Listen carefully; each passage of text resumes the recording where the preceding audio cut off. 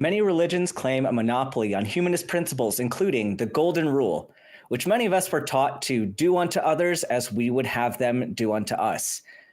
However, actions of modern day religious practitioners directly go against the directions of these parables.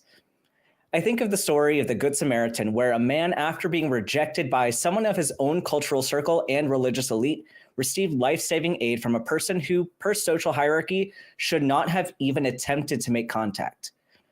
How do religions have the confidence to assert that their morality transcends cultural boundaries and social hierarchies when they refuse to follow the guidance of their own holy texts?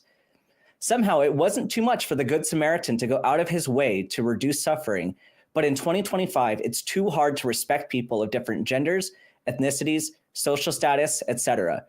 Religious hypocrisy undermines the attempt to monopolize morality, and if you still believe that religion is the only path to reduce human suffering, then call us because the show is starting now.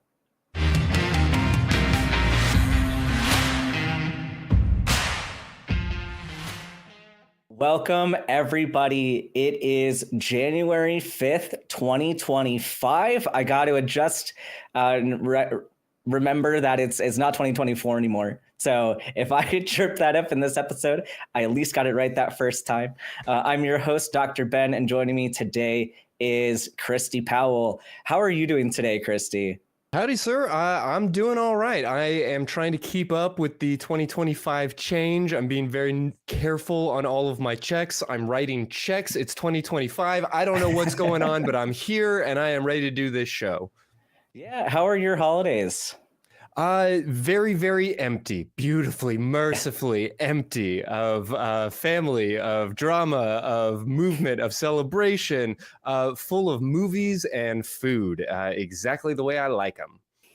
Yeah, that's awesome. I'd spent a lot of time with other atheists trying to build our community during the holiday season, when I know a lot of people are struggling outside of religion to find those communities. Mm-hmm. But I think it all went very well, and I'm happy to see everybody now back in 2025. And Talk Heathen is where you are right now. Talk Heathen is a product of the Atheist Community of Austin, a 501c3 nonprofit organization dedicated to the promotion of atheism, critical thinking, secular humanism, and the separation of religion and government. And this is a live call-in show. And if you want to call us, the number is 512-991-9242, or you can use your browser to call in at tiny.cc/callth and get your calls in now, because the lines are filling up, and it's more likely that we'll get to you if you call in right now as opposed to later on in the show. But first, we have our question of the week. Talk Heathen to me. And it's been a while since we read these ones because of the holiday break. So let me remind you of what we did last time. Mm-hmm. So we have our Talk Heathen to me question of the week. And last time was, what is a smarmy reply to a cashier indignantly wishing you a Merry Christmas? And we took our top 3 favorite responses from the comment section. And in number 3, we have from Know What, says, and a happy Kwanzaa to you too. It's a great response. And in second, we have from CNA Alt, says, cashier, Merry Christmas. Me, no, I'm going to have a super Saturnalia. Love that. Just the alternate holidays. Fair enough. Yes. And in first, we have from Salmon Boy 5000, cashier, Merry Christmas. Me, Jesus is a lie, runs out of the store. Stir in the pot. Stir in the pot. Stir in the pot for sure. And with all those lovely responses, of course, we have another question for this next week. So be sure to put your responses in the comment section after the video is done going live. Don't put it in the side chat. We won't see it there. Put it in the comment section below. But our prompt for this next week is complete the sentence. It wouldn't surprise me if atheists started blank. So put your answers in the comments. We'll reveal the top 3 next week. But Christy, I know you've been thinking about this one. What would you say to complete the sentence? It wouldn't surprise me if atheists started blank. You know, maybe it's an occupational hazard, but with a little bit of hope in my heart for this new year, I would say it wouldn't surprise me at all if atheists started going to therapy, talking Hey. about their feelings, taking care of their mental health, you know, like good, healthy, responsible work. Yeah, that's a wholesome answer. I'm sure the responses in our comment section may not be as A little wholesome. more savage. Yeah, fair enough. But definitely a good answer. And I do want to shout out our lovely crew with our crew cam. Thank you to everybody who's here, starting off the new year strong, volunteering for us, video, audio, moderators, people that do editing, notes and stamps, and the call screeners. All of you are doing amazing work. Thank you for your help. And I know this was kind of the super chat challenge last time. We didn't plan something necessarily ahead of time. Though, Christy, if you don't like this idea, I will do it and you can sit back and watch. Okay. But for every $5 or more super chat, we will try to read them on the air as they come in. But also, if you leave an idea of something to draw on a piece of paper and then show our work at the end, I am happy to participate in that. So if you want to give your comment and then say apple or turtle or something, we will add that to our growing collage at the end. Some original former student Dr. Ben sketches live on air. Let's do it. Yes. So get your super chats in for that. All right, we ready for the first call? Yeah, please, let's jump in. All right, we are going to start with Austin. Pronouns are he, him, from Texas. Sounds like you want to talk about woke culture in the atheist community. Can you tell us kind of exactly what you mean by that? Yes. Hi. First of all, it's really exciting to talk to you guys, and I haven't spoken to you on the show. I mean, I've only called once before, but congratulations on graduating, Dr. Ben. I know that's exciting for you, and you've worked really hard on it. Yeah, it's been a couple years now, but I appreciate it. You'll always be FSDB to me, sir. Former student. Yeah, there you go. And Christy, it's wonderful to talk to you as well. Yeah, glad to have you. What's on your mind today? Yes. So I am an atheist, and I'm in several, different atheist forums and all that stuff. And I don't want to sound like a douchebag when I say this, so I want to tread carefully with this particular conversation. But as an atheist, I think, so I want to lay some parameters of what I understand, because the question is regarding gender and sex in the atheist community and how it's kind of changed definitions over the last maybe 5-ish years. So how I've understood sex and gender is gender is a social construct, right? It's how we identify ourselves. And then sex is how we're born. Or well, I mean, more specifically, you can have, XY, you can have, there's a whole thing with chromosomes, and Dr. Ben, I'm sure, would know about that, and you can have both. Yeah, it's super complicated. It's super complicated. Yeah, it's very complicated. But as far as identifying ourselves in public, it would be incorrect, and this, again, I'm just repeating, this is my understanding of it.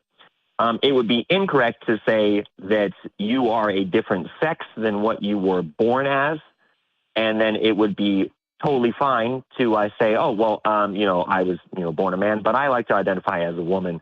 That would be gender. So, Austin, I want to push back on that because I think you have a misunderstanding of what sex is. As we just mentioned, sex is complicated, right? What factor assigns you to your sex? Mostly genitalia. Mostly that. Okay. So let me pose a scenario to you, which is a real scenario. If you have somebody who has female genitalia at birth and then in puberty develops male genitalia, what sex are they?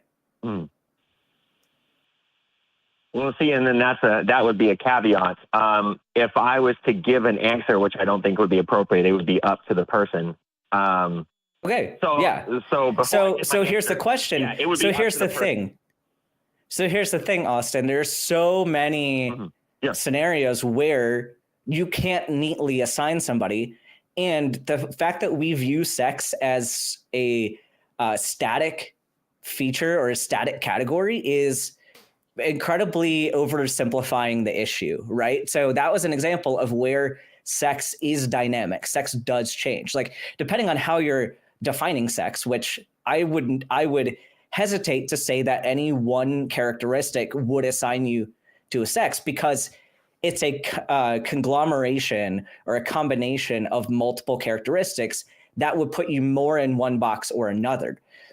So to say that it's purely genitalia, like, what if you have different genitalia or you have ambiguous genitalia? Then you have to go to the next thing, which would be chromosomes, or some people go to gametes, but either way, you have people that are exceptions, right? And so the question to you then, so if you have all these different scenarios that can play out, number one, your sex can change over time by those criteria. And two, how are you going to enforce if someone is saying the right sex when they're talking about what bathroom they're going to use, et cetera? How do you enforce that?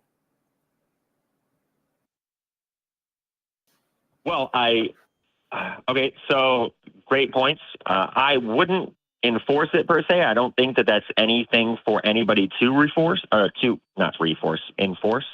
it's kind of weird if someone's like, well, I am this, and then someone was like, no, you're not.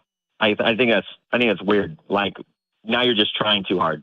But at the same time, when I'm obviously in science and all of the sciences, there's exceptions. And what you're talking about, I know it happens, but that's not common, and it's not normal. Let me take that word away. I don't like that Austin, word. Should we exclude people that have something that's not common?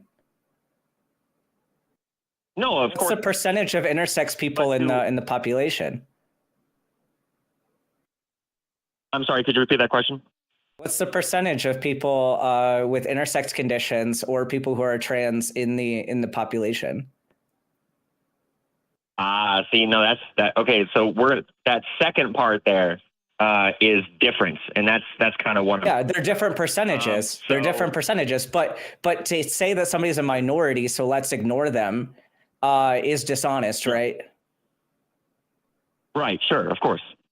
Yeah. So then why would we use whether someone's a small percentage to say that they don't count for some reason? They're still people, right? Sure. Of course.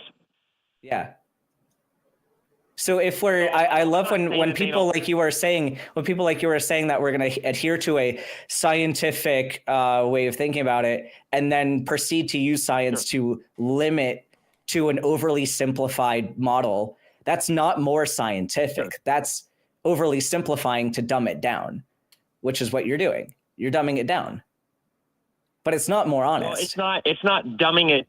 It's not dumbing it down as much as it is making speech more cohesive. So it's not. I would disagree with that. I would disagree with that. Dumbing it down because we're not. We're not oversimplifying. I mean, that may be a little bit semantic. I don't want to get kind of too far afield, poking at every angle of the trans question. I guess, Austin, I'd like a little bit of clarity from you about maybe what question you had or what proposition you had. What is it that you are looking to understand or maybe encourage us to understand through your phone call here? Yes, sure. So the thing I'm trying to understand here is that, through the atheist forums that I follow and that I'm a part of, and I feel like, and it's going to seem like I'm running away from it, but I promise I'm coming back. So, okay. And it's going to be quick, I promise.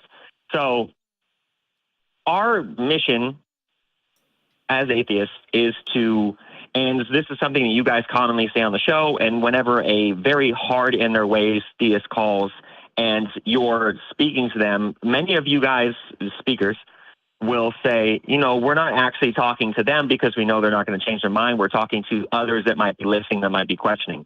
But my concern with that is that we should also be talking to those theists as well, with the intent to try to maybe not change their mind, because going into anything trying to change someone's mind is never really a good idea.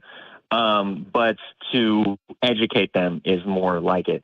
So what I'm getting at is that when it comes to, kind of wokeism in atheism, which the gender is part of it, the gender and sex is part of it.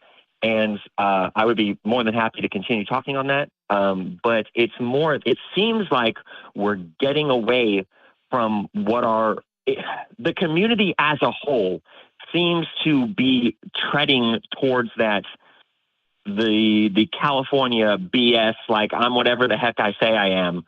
And while there are definitely exceptions, and they should be acknowledged, and they should be able to, I do feel like it's going too far, particularly in the atheist community. Now, I understand that the atheist. What do you mean? So what do you I'd mean like by to too jump far? in. Yeah, let me, if I may. That feels like a pretty straw man argument to go with whatever they're doing in California, whatever that means. But if I'm understanding you, your concern is that the atheist community as a whole is going too far into wokeism. So you can let me know if that is an inaccurate summation, but it does require us to have some understanding of what wokeism is or what that means. A convenient definition for us to use is the one that was put forth by Ron DeSantis' legal team a couple of years ago, where they said that wokeism is the belief that there are systemic injustices in American society and the need to address them. Is that a definition that we can work with here? Yeah, that's a wonderful definition. I love it. Okay, so if that is the concern, that the atheist community is becoming too convinced that there are systemic injustices in American society and too invested in the need to address them, then I have to say I don't agree. I think that there's perhaps not a reasonable limit on how concerned we can be over that issue until we have resolved it. And that's where I would disagree with you, because I would think that would be I'm not minimizing the importance of said topics or addressing said topics, but just like I feel like every topic needs its space. In other words, like, for instance, the atheist community should be speaking about, atheist community, that didn't make sense. That was redundant. But you get what I'm saying. Austin, but we're not purely the atheist community. We are a secular humanist community, right? And so if we are a secular humanist community, we have to lean into the humanism. And that's what we would argue separates our position from some other positions who are more anti-trans, more anti-LGBTQ, more there's a lot of like ethnocentrism within certain atheist circles. And I don't think we should adhere to just being atheist, because that only means we have a shared disbelief or a shared lack of belief in a deity, right? But we are claiming the position of secular humanism, and as such, we should have a goal to reduce suffering. And so we are heading in the right direction. And so maybe you don't identify as a secular humanist, but if you do, then you should consider why you'd be hesitant to go in that direction. No, I'm not hesitant to go in the direction. I could have that conversation all the time. It's more of like the time and place of it. So like my objection isn't to speaking about said topics and addressing those topics and addressing inequalities and addressing, anomalies maybe that's the wrong word, in, sex and how it changes and how it's abnormal and all the exceptions that exist in society and the human species. But it's more of the time and place. And because I have a lot of friends that are deeply, and I work in an industry that is deeply far right. They are very closed-minded, very right, very. I vote Republican sometimes, so I don't want to say Republicans. but it's far right, it's Republican. So and I've had these conversations with them. Like, for instance, I'm pretty honest and upfront about, what I believe. And every now and then, it very rarely happens because I don't advertise that I'm an atheist. But I've had a conversation with a coworker before, and he found out I was an atheist. And I found that when we have conversations with them and we meet them, not meet them in the middle as in we compromise our beliefs and our values. I mean more as in what do I mean? Am I contradicting myself? I don't know. I mean, let me try and clarify or simplify a little bit if I can. I mean, in terms of standing, sure. Ben and I are not here or able to represent the atheist community or the atheist agenda. We're here nominally Absolutely as representatives of the Atheist Community of Austin, which does hold some official position statements affirming the rights of trans folks. And I guess what I'm hearing from you, Austin, is that it feels like perhaps on this show specifically, perhaps within the confines of this organization, or maybe the broader culture and community in which this network exists, we're spending perhaps too much time focused on a statistically small, uncommon experience. And if that's the position, and please forgive me if I'm off point, I would disagree, because if only 2% of the houses are on fire, that's the 2% that we're going to focus on. Yeah, and I mean, Absolutely. And Austin, that's not my point. Maybe I don't know if you're struggling to frame it in this way, but there would be an argument that I would be okay making for, like, we shouldn't need to be arguing about these things because we should already be promoting their well-being. We should already be promoting an egalitarian society. Like, that should be the expectation, and we shouldn't have to keep reminding people. But and this is where I would say, like, there are lots of times where I would say I don't want to talk about trans issues. I would love to not have to, but the problem is a lot of times we do have to, because there is inequality that causes suffering, and that causes people to not have community, to not have access to certain things that they need to survive. And so on the one hand, yes, I would say that there's a time and a place to have those kinds of debates. But on some of these more public platforms, we still need to have those discussions, because there's the baseline assumption from a lot of people that we don't deserve those human rights. And so, yes, I would love to not do it. But unfortunately, the common assumption is not that we deserve rights. And that's why we need to keep talking about it, and why we need to bring up more of these woke topics. Right. Okay. So. So I want to make sure I address what you just said. So yes, 100%. That is that's like 75% of what I wanted to argue, but there's also a 25% where I'm like, I do think it's gone too far, which is my original point. Not in rights, not that they deserve less rights or anything like that. Not that they don't deserve the same health care, that they, all that they're being, denied health care. I'm aware of all those instances and those issues. So 75% is exactly what you just said, where I just don't want to hear about it anymore because it's obvious. And I'm not obviously calling in to say, hey, stop talking about that, because who the hell am I? But it's more of like, it's 75% that, yes, but 25% on top of that, like, really though? I mean, so let's try not to be incredulous about it. Like, we've been talking around this. We've been on this call for a good 10 minutes now. I'd like you to maybe express in very plain English the problem that I have, the stance that I have, the thing that I want to see less of, or the thing that I need to stop. Like, what is the problem that you are aiming to solve? Okay. The problem I'm aiming to solve is that I want to clarify the definition. And that's the original, that's point blank. So when that's a dumb position to take, though. That's a dumb, if you're going to clarify the definition, if you're going back to the sex and gender thing, that's a dumb thing to be pedantic about. Like, would you prioritize being pedantic about a definition over other people's well-being. Is that an appropriate trade for you? I don't see why they're so if we want to help people, we need to, those are important. So just like you're a doctor. So if I want to treat a disease, I need to be able to identify it.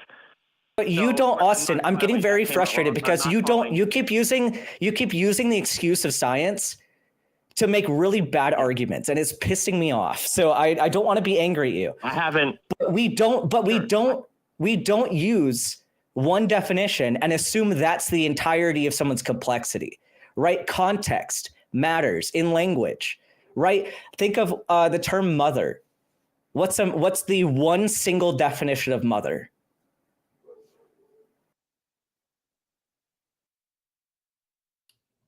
Child. A person with a child. Okay. Does that have, so if somebody does not birth their own child, but they choose to adopt one, are they still a mother? Yeah, they're still a mother, but they're still a woman, right? So you wouldn't medically, Austin, shut up.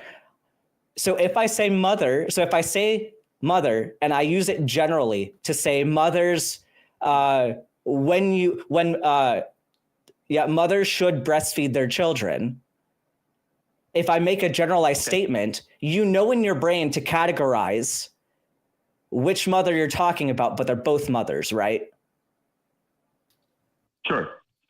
So the word does not have a super solid, use this all the time in every context definition. It changes based on context. And that's how language works in general. And so if you demand that sex and gender have so clearly defined definitions that are so narrow, but not any of the rest of language has to do that, you're making a special pleading argument for this one thing. Right? And we don't look at medicine that way. We don't take a population and then use that to define what the individual has to do to meet that definition. Right? Like we can say that people with lupus don't all have the same presentation of lupus. We know that not all women have a uterus, but when we say that like women should get cervical cancer screenings, like, yeah, I would agree. You should be more specific in your language, but people know how to categorize that. You're not asking someone with a hysterectomy to get a pap smear. You're not asking for that. Like you're not asking the 90-year-old to get a pregnancy test most of the time. Like I can agree that there are contexts where you need to use different words to be more specific, but to say that a particular generalizable term is not specific enough is a problem with maybe you're not using clear enough words. It's not the fault with the word itself, and it's not the fault of people making a more generalizable statement that we know you can separate out into context. I see. Well, I don't actually know. I mean, I could keep rambling, but I don't know how to respond to that. Yeah, I think go do some thinking about it, because I think you want a very pedantic definition of things, and the world doesn't offer that. The world is not as black and white as you want it to be, and you just have to deal with it. So thanks for calling in. No aspect of the demographic checkbox is going to be super cut and clean in that way. You know, if we are talking about somebody's race, like, does one drop make you this or that? That's a very problematic stance, as we've seen historically in this country. There's really nothing that you would see whenever we're talking about somebody's identity in these broad categories that we would be comfortable pointing at like a genetic marker and be like, well, this is the thing that makes them that. Yeah. But for some reason, we're trying to insist on it here. It's not a very valid argument when we start to deconstruct it. But the thing that I would ask you to just consider, Austin, as we're walking away, is why would you ask for this special pleading in this special circumstance? What is it about this topic, this issue, this concern, this change in our cultural structure that is upsetting or galling in some way? And why is it taking up so much of our time culturally? Why did it take up, the first third of this show today? There's something important here, and there are some big feelings all around it. I would just ask you to consider your own. I do appreciate you bringing up the issue and giving us an opportunity to talk you through some of the concerns we have here. Yeah, thank you for your call. Christy, would you like to read some of the super chats that came up? Yeah, I know we got have quite a number few. of them coming in already. $5 from Nero saying, therapy is my goal this year, officially starting the medical path of transition. I want to thank everyone involved in the ACA for being amazing. Congratulations, Nero. $9.99 from X Million saying, cashier, Merry Christmas. Me, look, ma'am, it's not my fault that sex toy is hard to gift wrap. Looking at my watch anxiously, I'd better not be late for the Festivus party. That's a very visceral story in very few words. Nash, $5 Canadian, saying, I'm hopeful this year, perhaps more than I should be given the current circumstances. I believe we will be able to make more progress than we think. That's a lovely thought. Katie S has offered $9.99 and is requesting a drawing of a potato. So I'll let you work on that. We've got $20 from Blind Limey, who is saying, it is our mission to promote secular humanism. This is our mission. This is the place. This is the time. And if you disagree, then I would suggest you stop listening. My opinion only, but I will not capitulate to bigots. Some strong words from our friend Blind Limey. I'm loving it. And then €10 from Cindy Plaza saying, what Austin doesn't understand is that language puts fixed labels to fluid concepts like species, sex, or gender. We need to do that to be able to communicate, but it creates this limiting thinking. Some beautiful points there. So much I would love to explore, especially when we get into how new the word gender is within the English language. The fact that we only started applying it to this like social role concept back in the 70s. The fact that other languages have a much more robust conceptualization of gender going back historically. English is messy, y'all. Gender, sex, science, all these things are complicated. One more quickly. $10 from Miranda Rensberger, who says, we absolutely are not going too far in the direction of being aware of the injustices that other people experience. If you're tired of hearing about it, maybe you need to reconsider your own position. Some lovely, some very strong words out from the atheist community. I'm glad to hear it. Yeah, absolutely. And if you like what our community is doing here, there are a few different ways that you can support this channel. One of them is the super chats, like we've been reading so far this episode. Like we said, if you give $5 or more and you give us an item to draw, I will add that to the collage along with our potato, and we'll read them as we go in this show. You can also become a channel member. Click the join button below the video and you'll get access to chat emotes with our faces on it, which might be a little bit creepy, but you can spam those in the side chat if you'd like. You get early access to clips and shorts, and you'll help us perpetuate the mission. If you are unable to, I know it's after the holidays, but if you're unable to support financially, there are plenty of ways to help with that as well. You can like the video, even chatting in the side chat is very helpful, commenting on the videos, sharing your favorite clips and videos with your friends, sharing them out to the internet. All of that is very, very helpful.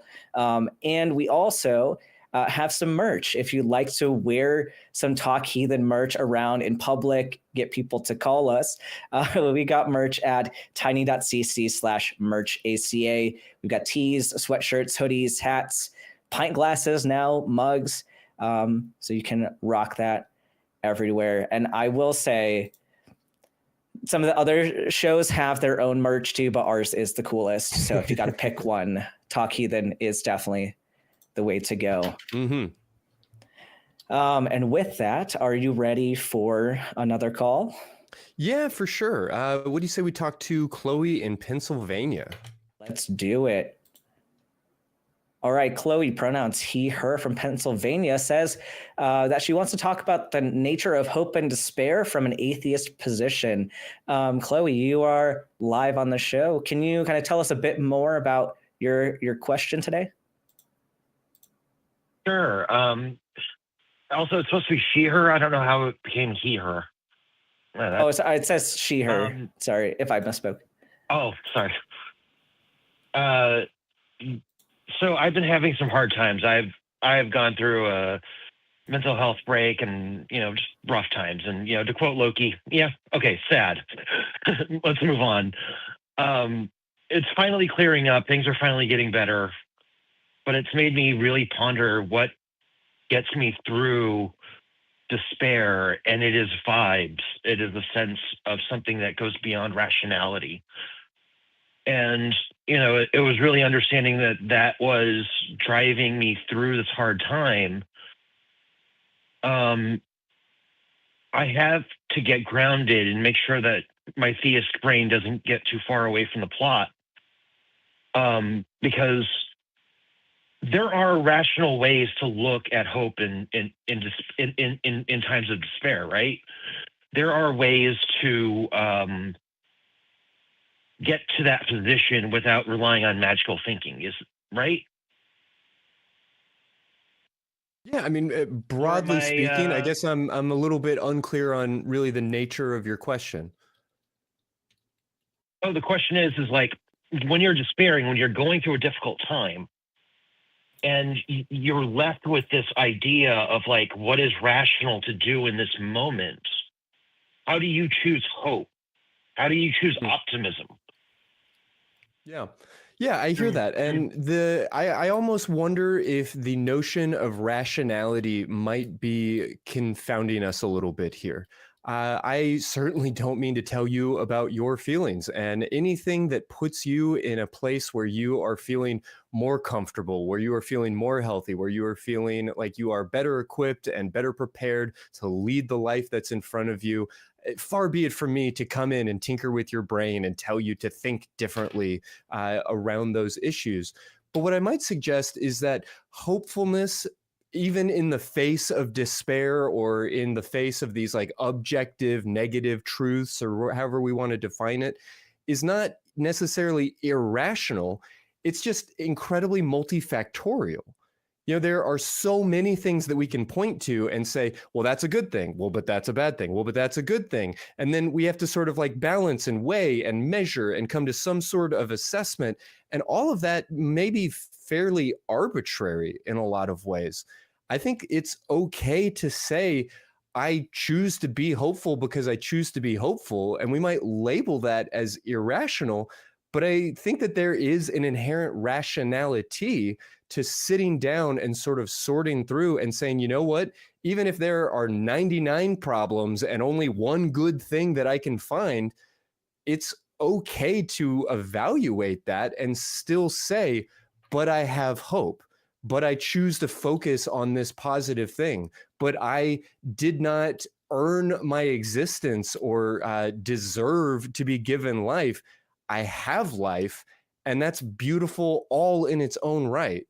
I know we're being a little bit sort of esoteric or flighty here. So, Chloe, let me check in to see if any of this is resonating, if we're on the same page at all. Oh, definitely. It's just that what I ultimately want to get to is that there is an emotional vibe to religion, to faith, to magical thinking that I cannot get over, that I question every part of it. And in this time when I've been relying on that the most, I'm left with what is this thing that I've been relying on, this feeling. And my therapist hasn't been of any help. So I figure I'll take this to someone who might know something, who might ground me back into, brain chemicals and, the nature of reality. That's why I called it in. So yeah, that's kind of where I'm at, is like, how do I not fall into a theist trap through hope, through that kind of thinking? Yeah, I do not believe that magical thinking is necessary in order to hold on to hope in the face of incredible distress and, very valid and reasonable fears about what could go wrong. But hope is, I think, more of an attitude. It's a component of our sense of mindfulness. It is the thing that we choose to focus on, or the lens that we choose to receive all of this information through. I I don't want to get too far afield, and I don't want to make any like grandiose claims about other people's experiences of the world, but just as for instance, while it is true that I absolutely support the notion of death with dignity, and I believe that people ought to have the right to decide whether or not to continue living, particularly when they are faced with incredible amounts of pain and suffering because of medical conditions and things along those lines, philosophically, I aspire, if not always achieve, I aspire to find gratitude in my existence, no matter what it is. The fact that I exist at all is a remarkable thing that I choose to be grateful for.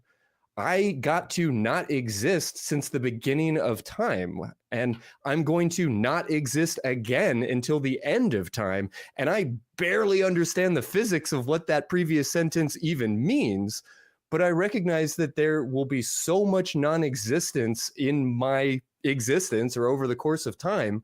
And the fact that I get to exist in this moment at all, even when it's raining, even when my bank account is overdrawn, even when I'm lonely or arguing with my friends and my family or hurt or struggling, the fact that I get to feel those things at all is kind of beautiful. And so I take a hopeful attitude that things will get better and a attitude of gratitude towards the things that I do enjoy, because there is no mathematical equation that's going to say like, well, this is sufficient or good enough or too much good or too bad or too much badness, or none of that really works when we're talking about our emotional experiences. Does that offer any sort of clarity to what you're trying to navigate here? Pretty much. It means that we have to live our lives according to what we discern and how we understand it. And we have to make the best of it. And that is all we've got. Yeah, I mean, I don't even know that we have to make the best of it, rather that we have the opportunity to choose to. And, it's a constant moment by moment choice. And that's the nature of mindfulness. And our attitude, our focus, our attention will always sort of shift or fluctuate. We're not able to focus or meditate on one particular aspect of life indefinitely. Our brains are built to kind of float around. We all have monkey mind to some degree, and that's natural and that's okay. But, I do kind of come back to that notion that we can survive how, so long as we have a sufficient why. And if our why is because I love life, because I choose to be grateful that I exist, then there is hope to be found at every moment. Okay, so I think I've got it, and I think I'm good to go, because I think this is really what I was looking for, was like making sure that I wasn't too far off too far off the plot. Yeah. Because I just have to make sure that I'm like making rational sense of what I feel, because rational thinking is one thing, rational feeling is another, and I just had to make sure I was grounded in all of this. So it sounds like I just have to appreciate what life has to offer moment by moment and get through it. So yeah, I think that's a good maxim. I think that's a good aspiration.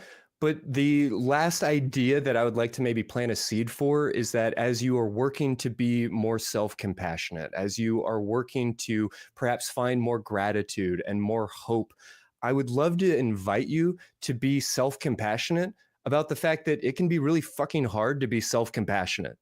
Right? Like, be grateful. Sure, it's a wonderful maxim. And understand and respect and have forgiveness and patience with the fact that you're not always going to be grateful. You're not always going to have the right attitude or the right mindset. And that's okay.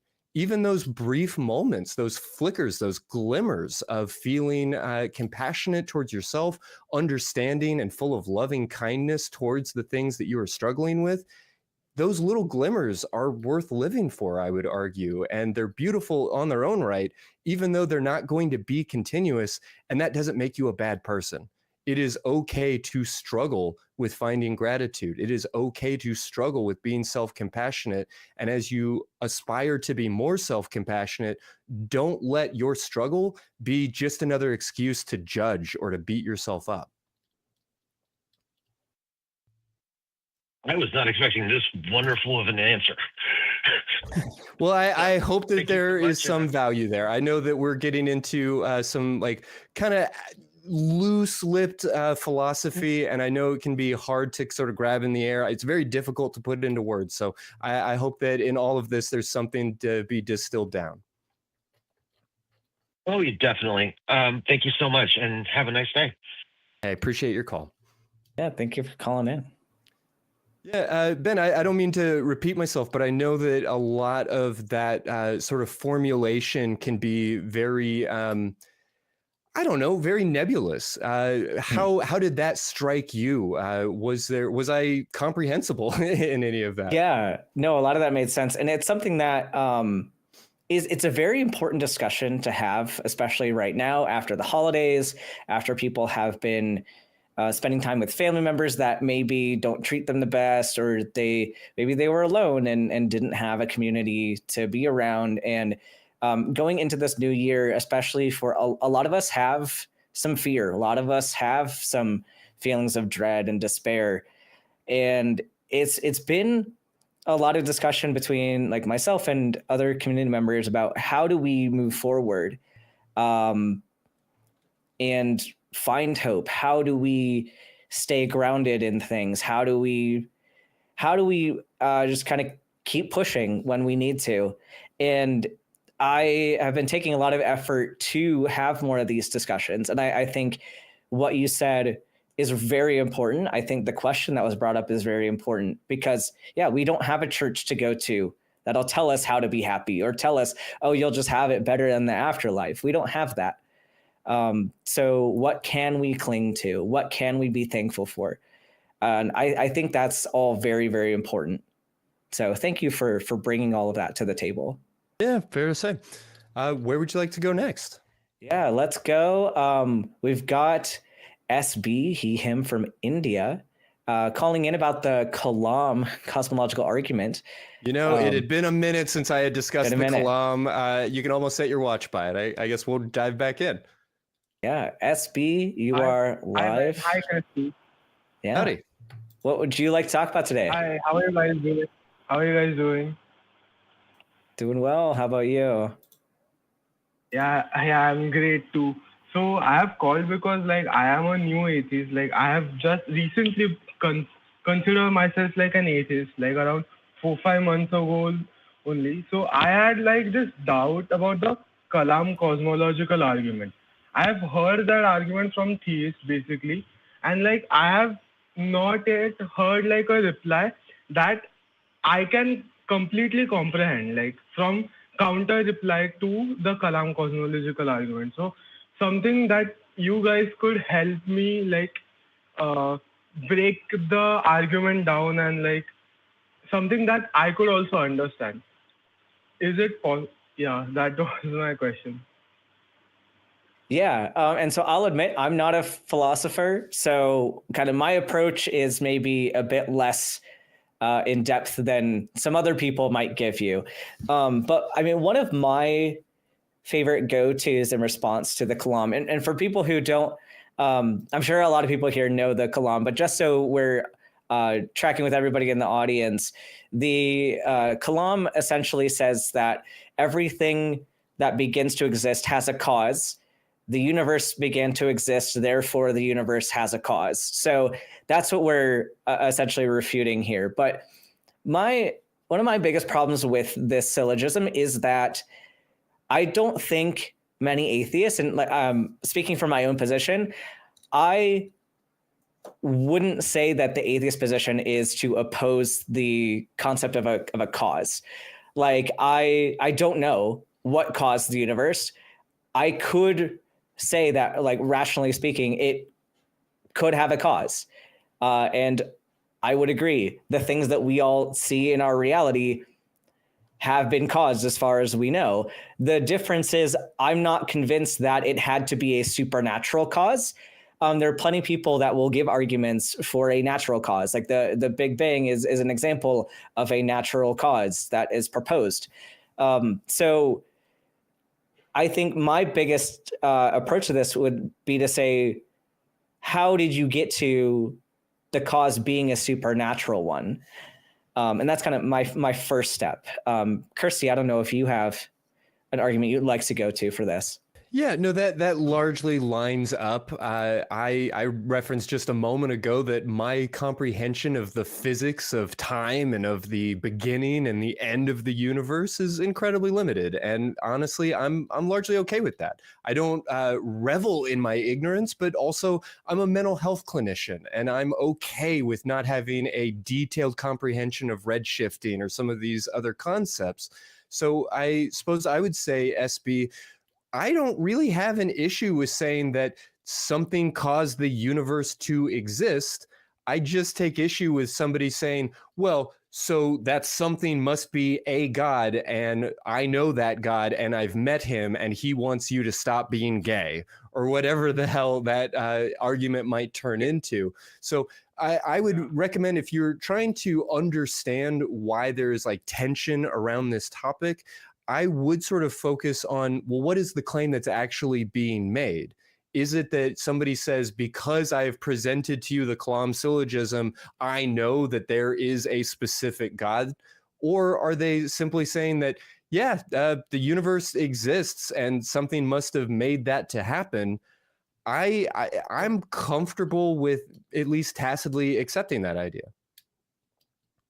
So basically, like they call out us people atheists, like we are liars or like truth deniers. Like they directly use this argument. So like they directly say that because of this, there must be a God. Like they say that you have to follow a lot of natural things to happen to for the universe to form. Like, or they have like a simpler idea which is more logical according to them, not according to me, but according to them. So I had this conversation with my friend basically. So he kind of owned me in it. Like I didn't have like a reply to it. So like that's why I owned like so it is like we don't know. So they say that you don't know because so you don't know anything like that. I don't. Yeah, I hear that. You know, I personally, like, I recognize that, for instance, I have 3 dogs, and as often as I can, I take them on long walks and jogs around my neighborhood. And I believe that if they ever get out or get lost, that they have like some vague comprehension of the neighborhood that our house exists in. And they really don't have much comprehension beyond that. I, as a human being, have this like robust understanding of the fact that I exist inside of a neighborhood, inside of the city of Austin, inside of the state of Texas, inside of this continent, which is surrounded by these oceans, which is on this planet, which is a part of a solar system, which is part of a cluster of, which is part of a galaxy, part of a cluster of galaxies. Like I have these vague, increasingly vague notions of how I fit into the universe around me. And I think it's very remarkable that we have these brilliant scientists who have a so much more robust and complicated comprehension of all of these things. But the mere fact that we don't know quite exactly how the universe began, and the things that we do know are so complex that somebody like me can't fully absorb them, is not something I lose a lot of sleep over. Simply saying I don't know all of the details, simply saying I don't know how this happened, doesn't mean that somebody else gets to claim that, oh, well, then it had to be supernatural. It had to be God. Yeah. Basically, my argument is also that, but I guess I'll have to learn more. Like, I don't know. I have bad debating skills, I guess. Like, I guess I put my points forward better, I guess. Yeah, at SB, we actually have someone a bit more philosophically minded backstage that we're going to bring on. Richard, Richard Gilliver is backstage, eager to get in. I know Richard has been asking for a call about the Kalam for a while, so this is just our time. Richard, I bet you have a lot to say about this Something like that, Ben, Yeah. Look, there's philosophically, because we can go into all the science and stuff, but I don't think we need to go into the science with the Kalam, because what theists present and imply in the Kalam, not necessarily the Kalam itself, but what theists want to get to for the Kalam is a problem in itself, because premise 1 says everything that begins to exist has a cause. Premise 2 says the universe begins to exist. The conclusion is therefore the universe has a cause. That's fine in and of itself. From a philosophical point of view, I could argue lots of different things. I don't think we need to, because there's one glaring problem from the perspective of being a theist. And that is that when the universe begins to exist, it has a cause. They want to put God as that cause, which causes a problem for the actual makeup of the Kalam. And that is that everything that begins to exist has a cause. All the things that we know that begin to exist that have causes are contingent on other things. What the theist wants to do then is cite that the beginning of the universe, the cause for the universe, is a necessary thing. So that essentially breaks down the makeup of the cosmological argument. They break the argument themselves when they want to do that. Now, most theists will try and wriggle out of this by saying, well, we're not necessarily arguing for God at this stage. That comes later on. But that is essentially what they're doing. And that's where it falls down, because they're saying, essentially the premises don't follow each other. Now, we can go into all the science and everything around it as well. I don't think we need to do that. I think that very, very simple fact that the jumping from contingent things to a necessary thing is enough to say, look, this argument doesn't work in that context. Now, if you wanted to have it as a purely kind of scientific argument and use empiricism to evidence it, fine, there might be a few problems there, mainly that we don't know what caused the universe, or if the universe was caused at all, and a lot of that depends on definitions in itself. What are we talking about by the universe? Do we mean the universe that came from the Big Bang, that came out of the singularity, or are we talking about a larger possible cosmos? What is it we mean by universe? All these things need really tearing apart and breaking down, and we can do that when we're talking about the Kalam cosmological argument, but we really don't have to. That very, very simple point of the fact that what theists are trying to do is say contingent things have a cause, and they are contingent causes, except God, which is a necessary thing, is essentially special pleading. So they defeat their own argument as far as I'm concerned. Okay. Yeah, that was, yeah. Thank you. I'll try to listen to it again once or twice, so I can make more complete sense of it. I got some of it kind of went over my head, I guess. I am not that smart. I don't know, but yeah. So that was the main topic I called. I also have a couple of questions. Yeah, go for it. Go for it. I being an atheist, basically I come from I'm a Hindu. I was born a Hindu. So is the idea of being a cultural Hindu, can I, because I don't completely hate my religion. I think that there are some bad aspects about the religion, but mostly I don't hate the religion. So me having that cultural identity or cultural tie, is that me being a hypocrite? I have heard that also.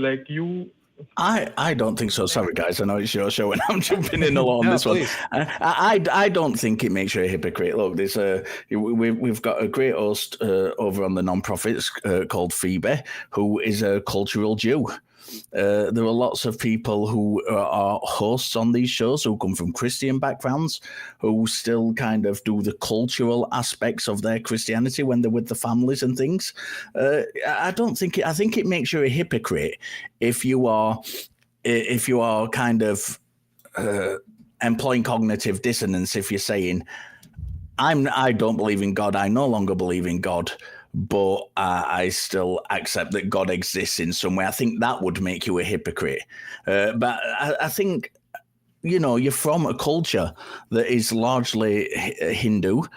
You're from a culture that has a lot of these cultural practices ingrained in the society. I've just celebrated Christmas. And I'm not a Christian. I don't believe Jesus, is God. I don't believe Jesus was born of a virgin. And yet I've just celebrated Christmas with my family. That doesn't make me a hypocrite. We can separate the cultural aspects of something from the religious aspects of something. And I think as long as you're cognitively aware in yourself that you're doing that, and, you are separating those things, I don't think that makes you a hypocrite at all. I'd love to hear what these guys have got to say on that as well. Yeah, I mean, I spent summer in India, and I have many, many, many Hindu friends, many who follow Hinduism very strictly, and then others that probably would be more cultural Hindu, that don't really believe. I don't, of course, know their exact beliefs, because I mean, SP's aware. Talking about religion in India is not super culturally accepted, just randomly talking about it. But I know some people who would probably fit more of a cultural Hindu label. But I mean, there's plenty ingrained within Indian culture that relies on Hindu history. And so I don't think that inherently makes it hypocritical. I don't think that inherently makes you religious for doing some of those things. I frequently go to Hindu festivals, and I don't do it because I'm a Hindu, obviously, but you have community at those. You have togetherness. You have celebration of things that are good in this world. And I don't think having those things makes you religious. I don't think having that makes you a bad person or a hypocrite. I think, just acknowledging that there are certain aspects of any religion that are not good for humanity, and you choose to not practice those things. So what do you think about that? That was also that was my main thing. Do what is right. Don't do anything wrong because the religion or the culture says it.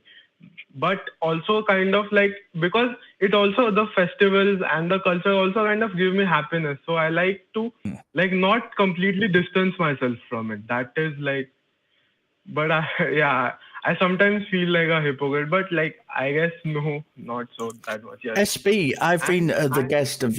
I'm very fortunate to have been the guest at mosques over the years, at churches, Buddhist temples, and I've been there, and I haven't participated in those things, but I have been present when those things are happening, and I've remained quiet and allowed those people to get on with what they want to do, and I think it's fine to do that.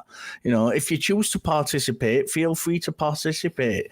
You know in yourself why you're doing it and what you're doing it for, and I think that's fine. I have no problem with that whatsoever. I think it's cool. Be yourself. Christy. Christy, any thoughts on that? Yeah, no, I totally agree with everything that y'all are saying. I mean, it would be disingenuous to sort of say that you believe in these things and then not, or to participate in maybe certain religiously oriented rituals and things like that. But that's probably not what we're talking about when we're discussing the holidays. And I think that you can be both sincere and participate in spending time with family and being part of the festivities. I really don't see a complication there. I know that anytime we're talking about faith and family and some of those kinds of ideas, things can get a little bit messy, and that's difficult to navigate. But I don't know that any of this makes you a hypocrite. And I appreciate that you're wanting to walk ethically as you work through all of it. Yeah, I mean, and on kind of those points too, I know thinking comparing different holidays too, like with Christmas, of course, a lot of us will still sing certain Christmas carols because it's good music. Like, even though it's inherently, like, the words are religious, the concept's religious, but we don't believe that the song depicts like an actual historical thing. Now it's a story to a lot of us. Like, you're singing a story.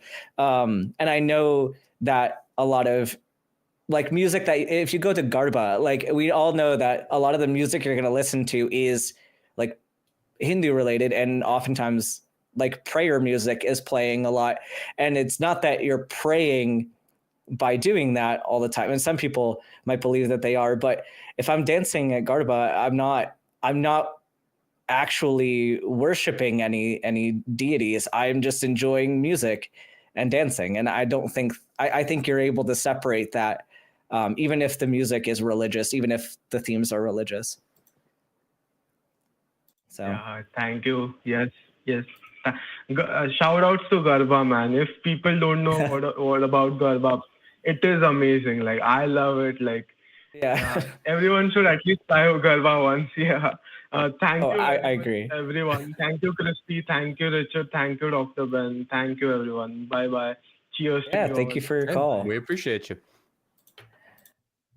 All right. All right. I'm going to hit some super chats, if I may. We have 10. Ooh, forgive me, I'm not knowing this denomination, but from Herbie Shine, who says, I'm not concerned about the issue of treating trans people well and fairly because I'm atheist. I'm concerned about the issue because it's the nice, kind, supportive way to behave towards fellow human beings. Those are British pounds, and I'm British sure Richard. pounds, thank you. I'm sure Richard is backstage like, you should have left me on, shaking a fist. Yeah, thank you.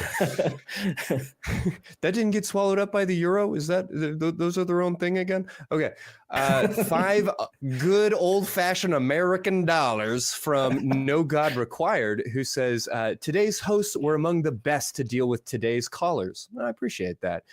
Great job. Now, Ben, I'd like you to make Katie's potato a cowboy herding tater tot. Whatever means to you, dear Ben. However you want to work that out. On my potato. We got the hat now. Okay, I gotta color it in now. So I'm working on my potato drawing. And we got a treat for all of you in the audience because we have a voicemail to listen to. I love these. You know what? I never seen a bunch of crazy people like you in my life. You guys don't believe in God? I met God. I met the devil, and I met the Holy Spirit, and I got a picture to prove it all. So you guys need to get your act together and stop hating on God, because there's nothing you can do about it. Ain't nobody as powerful as God. Ain't nobody as powerful as Jesus. And the Holy Spirit knows everything. You guys need to go to church, man, because God got something for you when you die, because just when you die, you're going to meet the black Jesus. So you better do something for God now, because when you die, it's too little too late. And stop believing that lie, like God don't exist and all that stuff. Man, that's baloney, dude. I work for God. I work for him. I know him personally. I know him like kinfolks. So you guys better get it together. God is Lord. Jesus is Lord. Hallelujah. Good God. Man, wake up, people. Wake up. Does God sign the paychecks? Like, he said that he's met God. He said he's got proof. I'd love to see it. I appreciate the fervor. You know, I hate to even poke too much fun at it because there's passion here and I value that. But what is that evidence? Is it any good at all? Yeah, that was wild. And my response to that too is, I mean, if you really believe all that, like, call in when we're live, call in when we have a show, because I'd love to talk to you. I'd love to see some evidence that you met God. Especially if you say you have a picture, you know, I'd love to see a picture of God. That might convince me. Yeah. You know, I mentioned it before the show, so I guess it's just on my mind. But like when I was a child growing up in a very evangelical, charismatic type church, I absolutely believed in all of the things that he's describing, and I had my own evidence. I had my own understanding of a personal experience of God.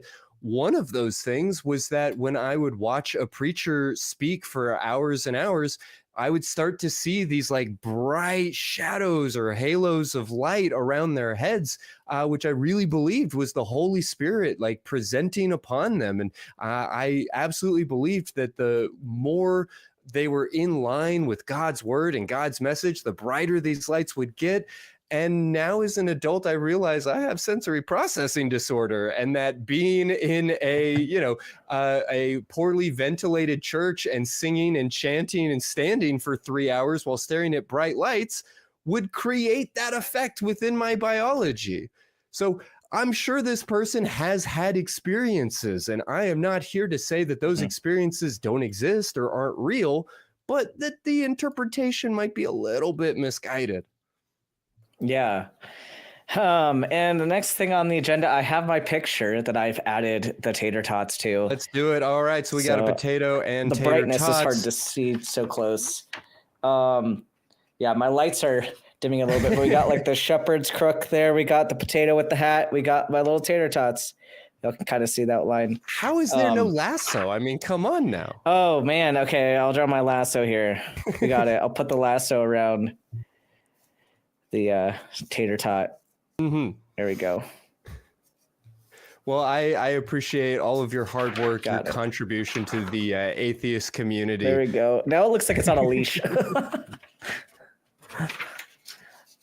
I love it.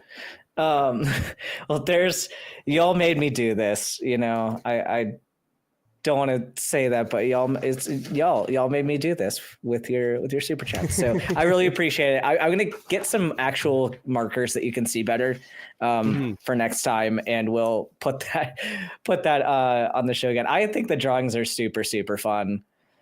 And with that, maybe y'all on the side chat can convince the host next week to do some more pictures for you.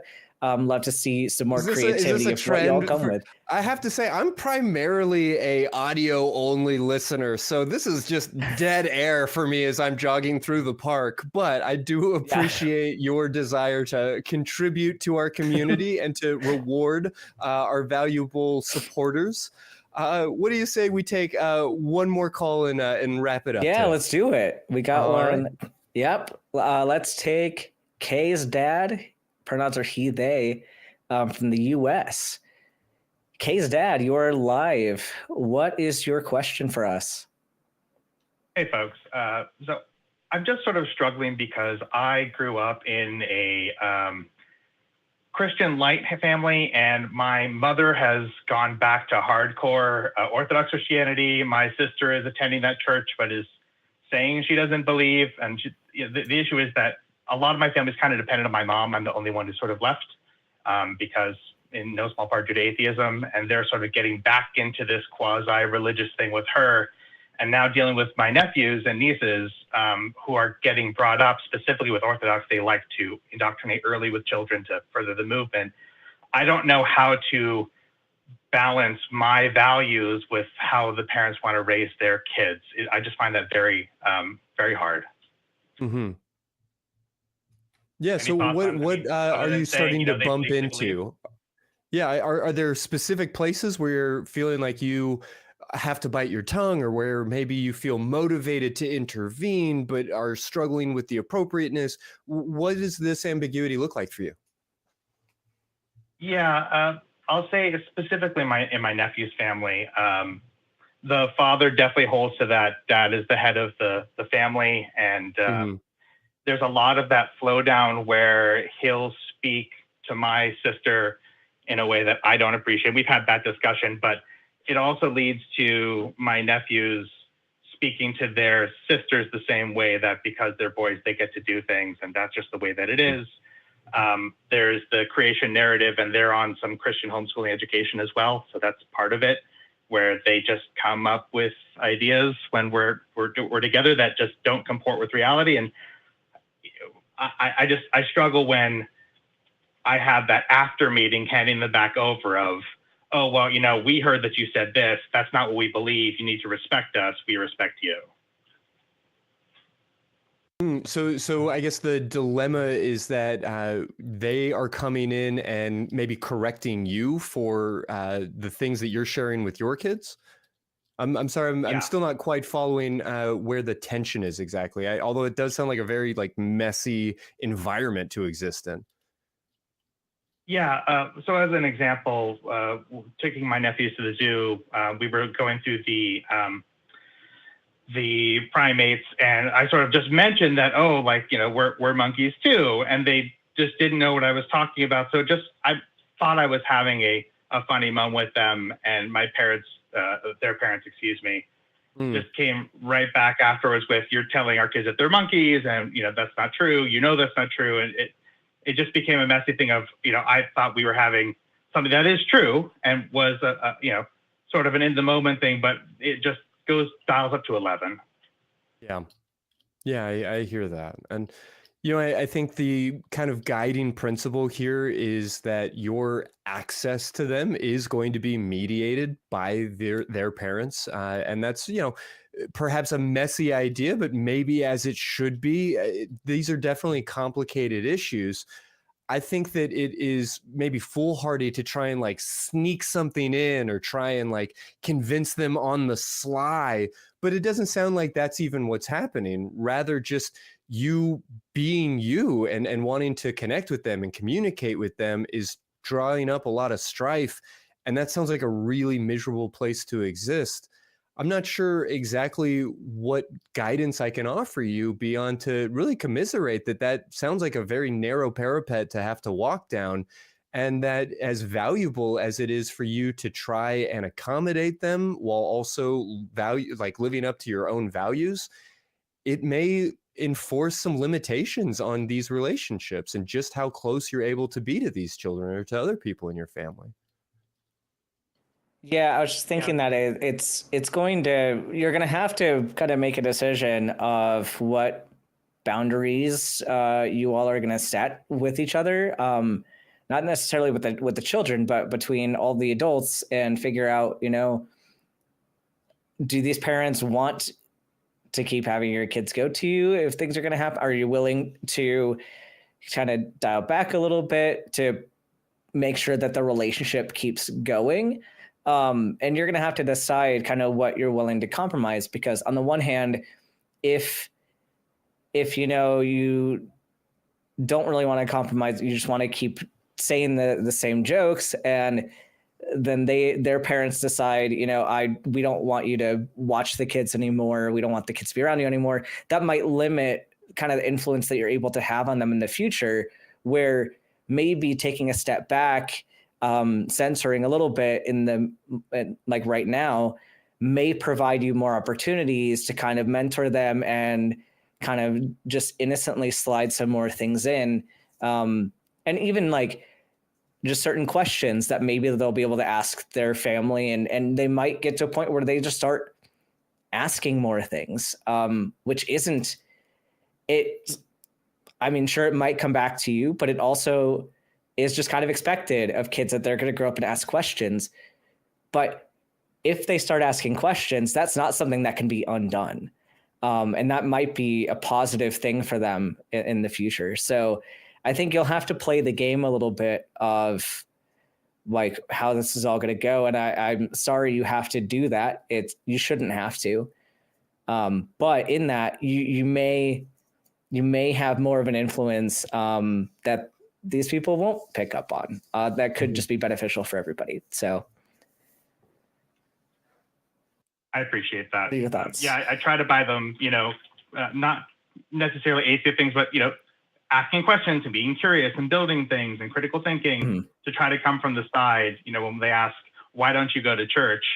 The agreement we have is just say you go to a different church. And so we don't even get to that level, but I guess it's just something where I'll have to try to, like you said, define those boundaries. Yeah. Well, anything else we can help out with? Sounds like I have some work to do on my end. Appreciate the call. Yeah, thank you for calling in. And if you have any updates, let us know. Sorry to hear it. It definitely sounds like a uncomfortable and challenging place to be. Yeah, I think especially this brand, we grew up Episcopalian, and now going to Orthodox Christianity is a much more hardline community that they're in, and they're in a very conservative area. So I think there's a lot of overlap that, maybe doesn't apply to this call. Yeah, that's interesting. Well, thank you for calling in. I hope everything works out. Let us know if you have any updates. We'd be interested to hear kind of how this goes for you. Have a good rest of your Sunday. You too. All right. Well, we are getting to the end of the show. Thank you so much, everybody, for watching. Remember, support us on Patreon to get on the top 5 patrons of the week list. Like, subscribe, share this video out with all of your friends. And also, don't forget to respond to the prompt of the question of the week. So remember, it's complete the sentence. It wouldn't surprise me if atheists started blank. Make sure to reply in the comments section, not in the side chat, and we will pick our top 3 answers and read them out at the beginning of next week's show. Christy, are you ready for some love rings? Yeah, for sure. I want to send out love rings to anybody who might be struggling to connect with family because of these religious issues, whether that's around how we educate our children or our values or holidays and celebrations. I mean, it's definitely a tricky thing, especially, these last couple of months. Yeah, so let's send them out, send out our love rings.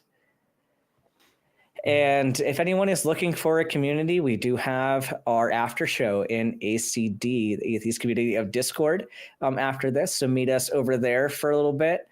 Thank you to everybody again who puts the show together. Thank you to the crew. Thank you to Christy. Thank you to Richard for joining us today. And if you don't believe this is your community, we appreciate you. We're sending out our love rings to you. We hope to see you more throughout this marvelous year of 2025. And if you do believe, we don't hate you. We're just not convinced. Bye, everyone.